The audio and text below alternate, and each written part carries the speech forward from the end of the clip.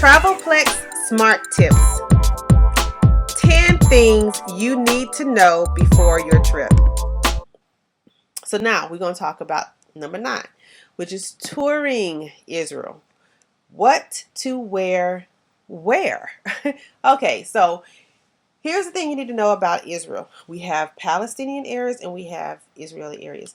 And in Israeli areas, well, in both areas, modesty is the way you want to dress. You want to dress modestly and you kind of want to be subdued. In other words, you don't want to do a lot of loud colors. You don't want to stand out too much. You don't want to wear anything that's provocative. You don't want to wear anything that's short, anything that's going to bring attention to yourself.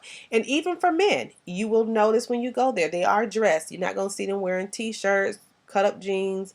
Well, you may see some wearing cut up jeans because you do have a little bit of American culture, but you're going to see them wearing, or if they're wearing t-shirts, like, and I don't even recommend necessarily wearing that, especially with anything religious or with anything controversial on it. It's just bring unnecessary attention to yourself. So your best bet is, again, to wear things that are light, like your linen would be great because the weather is perfect for that. And during May, it will certainly be that way. But you don't have to wear linen. You can wear cotton. You want to wear breathable fibers. You want to keep things, you want to layer your clothes because it does get cool at night. So you may want to have a shawl or a light jacket. But as far as, just what you wear, you just don't want to wear anything revealing. And as far as ladies go, you want to be, especially in Israel, in addition to being modest, depending on where you go, you want to make sure you carry something you can put over your head. Head coverings are a major thing. Now you have a East Jerusalem and then you have West Jerusalem. In West Jerusalem, head covering is more optional. It won't stop you from being able to get in places or do things you want to do, and it won't gravitate to a whole lot of stairs if you don't wear it. But in East Jerusalem, it's a different story. You can still get in places, but it's going to be more obvious that you're going to stand out more. And, it's just not going to necessarily get you, it's not going to be expedient for things that you may want to do. And when you go into religious areas, it's a requirement. So if you're going to go near the Western Wall, Jews want the women to wear the shawl over their head. If you're going to the Dome of the Rock at the top of the Western Wall, if you want to go to the Dome of the Rock, you're going to have to wear something. You got to have sleeves. You're going to have covering. You're going to have something over your head. So these are things that you need to know. When you go to Palestinian areas, while in Bethlehem, it's not as how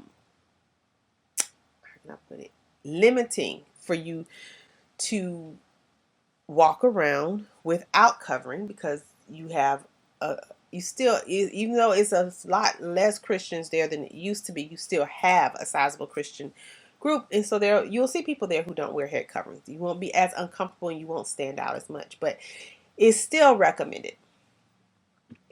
And it still can be more expedient depending on who you're wanting to reach. So try to develop the mentality that Paul says.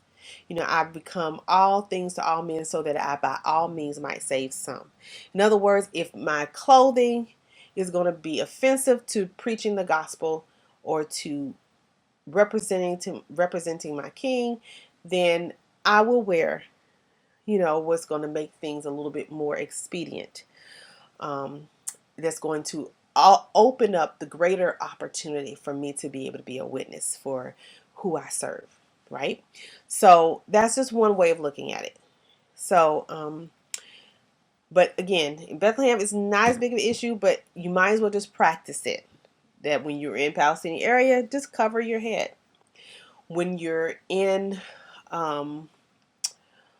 places like Hebron or Ramallah and many other places in Palestinian areas, it's going to be even more important that you do that, because some doors may not even open to you unless you do that. You'll be trying to figure out why, you're not being received, or why you can't go here or you can't do that. And it could very well be because you don't have your head covered.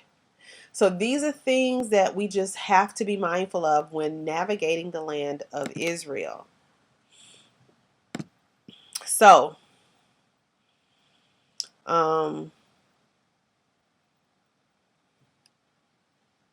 what not to wear ever. So you never ever want to wear anything short or revealing.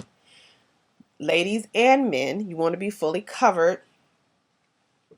Um, it's a smart thing not to wear fatigue, and it's a smart thing not to wear, like I said, clothes that have, you know, extremely flamboyant religious messages on them.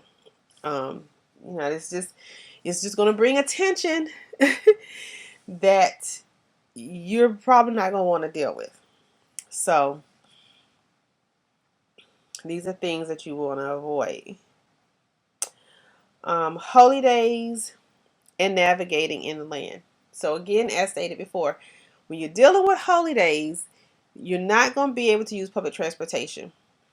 If you think that there are going to be places you're going to want to go, it would be in your best interest to rent a vehicle. But keep in mind, there are not going to be things open. So when you're talking about going places, you're talking about basically seeing the land, not necessarily going to sites or museums or exhibits or things of that nature, because most of those, if not all of them, are going to be closed, at least on the Israeli side. And on the Palestinian side, if you're keeping Shabbat, you're not going to, even though you can't, those things will be open. Now you're dealing with a work issue. So again, if you go, you have to rent a vehicle. And if your flight was leaving on a Shabbat, definitely you want to rent a vehicle, because that may be your most economical way of getting back to the airport. And definitely rent one from the airport so you can leave it at the airport and go on where you got to go. 4, understanding cultural challenges and when and where you can travel. Okay, so again, we're dealing with multiple different cultures, but primarily two major cultures, in which there's more similarities than not. There's definitely a distinction between where men can go and women can go, depending on holy sites that you anticipate going to. So if you decide, for instance, that you're going to go to somewhere like Rachel's Tomb, which is a religious site for Jews, you have a section where women can go and a section where men can go into. Understanding with traveling in taxis, where taxis are picking up multiple people. If you're in a situation where a taxi might have space to pick up not just you, and I'm not talking about Get Taxi, where it's a personal private taxi, but a regular taxi system, they may pick up someone else. If it's a person who is a Jew, they are not going to sit next to a woman who's not their wife, or like family member or something like that. And it's for religious reasons, which means that if you are a woman, and if there's a man traveling with you, he may be expected to move to the back seat with his wife and let the person who's a Jew sit in the front. There's going to be situations where Jews will not touch a woman, so they're not going to shake your hand. So you don't get offended if your husband gets a handshake and you do not. These are cultural distinctions. It is preferred for women not to speak to men, and that's actually on both sides, really. So let your husband do the communication if it's a man that you're doing business with, which 9 times out of 10, that's who you're going to do business with. I very seldom have there been women that have been the ones who have been running the shops that I've gone to, or the restaurants. Usually whoever you're going to speak to is a man. Now, obviously, if it's just women traveling somewhere, your husband's at the hotel or at the Airbnb and you're out for a day, that rule clearly is not going to apply, because if you need to buy something, whether it's food or whatever, and the only person who you communicate with is a man, then that's who you're going to have to communicate with. But just know that if your man is present, culturally it's more acceptable for him to do the communication. Unless, of course, if they speak directly to you, it's a different story. And a lot of that goes into their understanding of what their understanding is of our culture. But at any rate, this should not be something that you take offense to. It's just, this is a cultural norm of the society that we're visiting. Uh,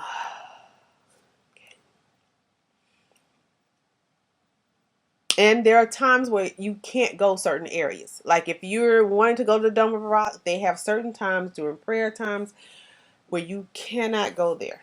If you are going to Islamic sided areas as well as to places like the Islamic sites, be advised that if you are wearing tzitzis, you need to put them um, inside your pants or whatever, however you can tuck them in, because that is also something that will prevent you from being able to access those holy sites.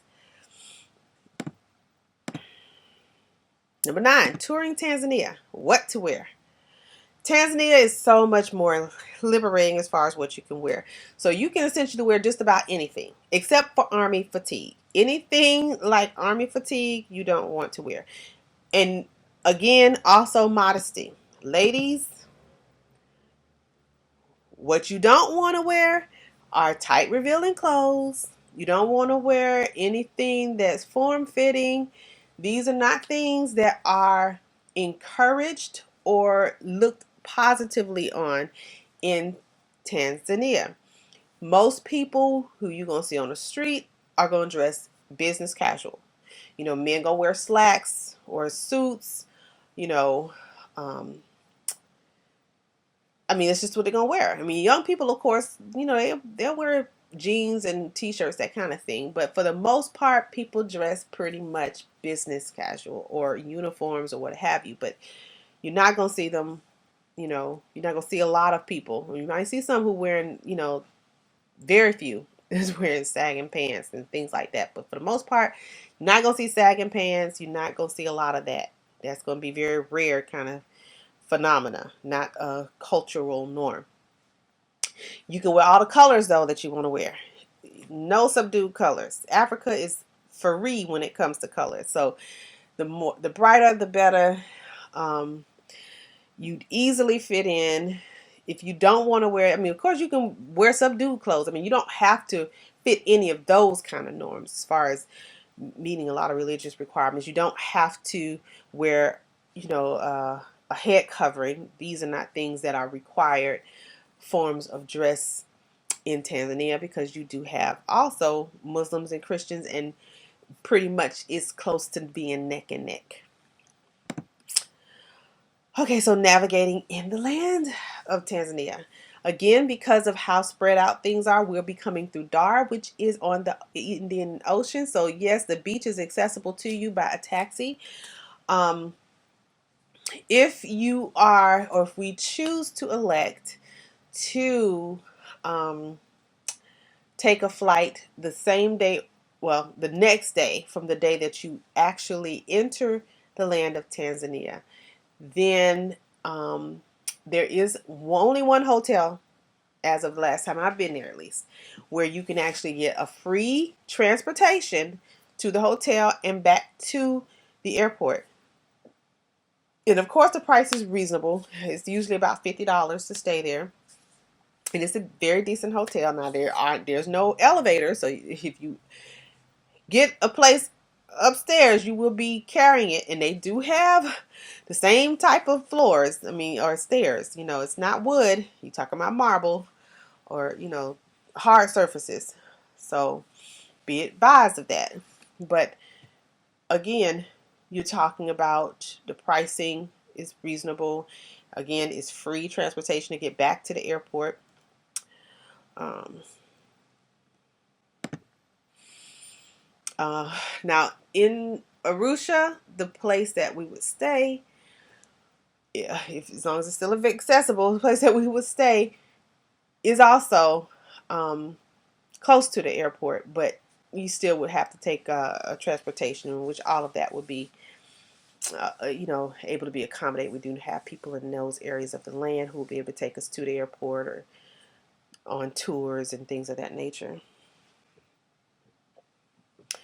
Um, Understanding cultural dynamics. Okay.